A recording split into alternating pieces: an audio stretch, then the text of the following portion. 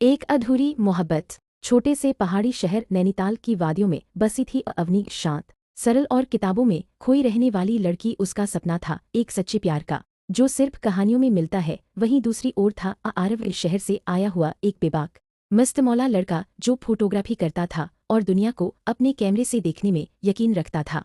अवनी और आरव की पहली मुलाकात किताबों की एक पुरानी दुकान में हुई थी। अवनी एक कविता की किताब ढूंढ रही थी और वही किताब आरव के हाथ में थी।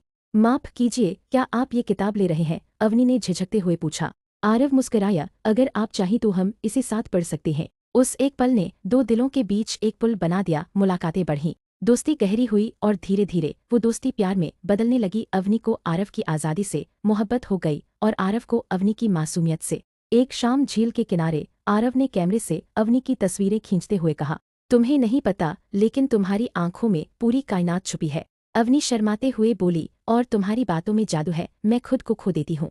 उनकी मोहब्बत अब किसी कविता की तरह बहने लगी थी, मगर जिंदगी इतनी आसान नहीं थी। आरव का एक राज था, वो लाइलाज बीमारी से जूझ रहा था और उसे पता था कि उसके पास वक्त बहुत कम है। एक दिन अवनी ने आरव को अस्पताल में देखा, अकेला, कमजोर, खामोश। ये क्या है आरव? अवनी की आंखों में आंसू थे। आरव ने उसका हाथ थामते हुए कहा, मैं तुमसे दूर जाना नहीं चाहता था अवनी, लेकिन मैं चाहकर भी रुक नहीं सकता। डॉक्टरों ने कहा है मेरे पास कुछ ही महीने हैं। तुमने मुझे बताया क्यों नहीं? वो रात बहुत भारी थी, अवनी ने रोते हुए कहा। क्या तुम्हें मुझ पर भरोसा नहीं था? नहीं अवनी, मैं बस तुम्हें दुख नहीं देना चाहता था। मैं चाहता था कि तुम मुझे हंसते हुए याद रखो, ना कि एक बीमार इंसान की तरह।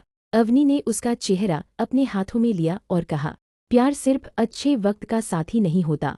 मैं तुम्हारे हर पल की साथी हूँ, तुम चाहे जितने दिन जियो, मैं हर दिन तुम्हारे साथ जीऊंगी। उसके बाद के दिन जैसे पलों में बंधे थे। वो साथ में पहाड़ियों की सैर करते, तस्वीरें खींचते, कविताएं पढ़ते और एक दूसरे की आंखों में जिंदगी ढूंढते। फिर एक दिन आरव ने अवनी को वही किताब दी जिससे उनकी पहली मुलाकात हुई थी। किताब के अंदर एक खत था, अगर मेरी जिंदगी एक तस्वीर होती तो तुम उस तस्वीर की सबसे खूबसूरत रोशनी होती। जब ये खत पढ़ो तो जान लेना कि मैं कहीं नहीं गया हूँ। हर झील, हर पहाड़ी, हर हवा में तुम्हारे पास हूँ। सिर्फ शरीर गया है, आत्मा अब भी तुम्हारी आंखों में मुस्कुराती है। उस शाम अवनी अकेली झील किनारे बैठी थी, लेकिन उसकी आंखों में आंसू नहीं थे, बस एक हल्की सी मुस्कान थी, क्योंकि वो जानती थी आरव अब उसकी रूह का हिस्सा बन चुका है।